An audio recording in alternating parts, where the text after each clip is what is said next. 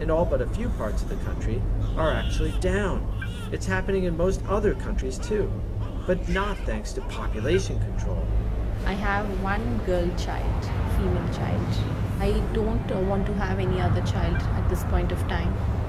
See, it's very expensive to bring up a child nowadays. Living in an urban place, you have to manage so many things.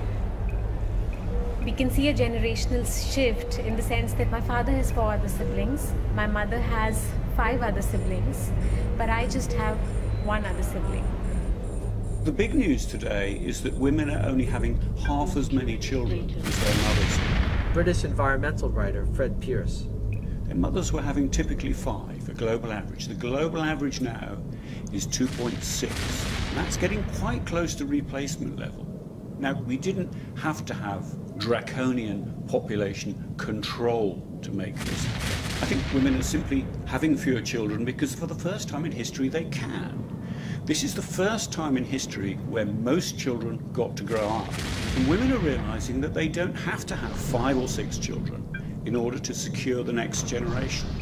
Falling birth rates have not yet stopped population growth because of something called demographic momentum.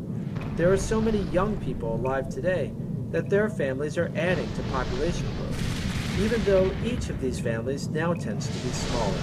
The likely result is a world of 9 billion by mid-century.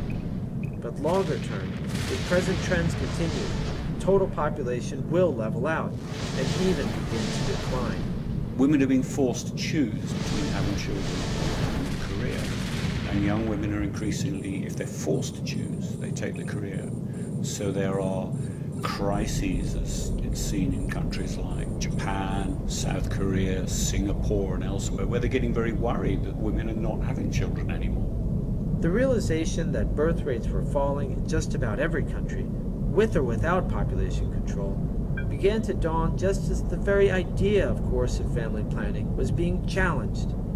Eventually, governments and NGOs would declare an end to the old autocratic approach in favor of women's education and development. They called it the Cairo Consensus, after an international conference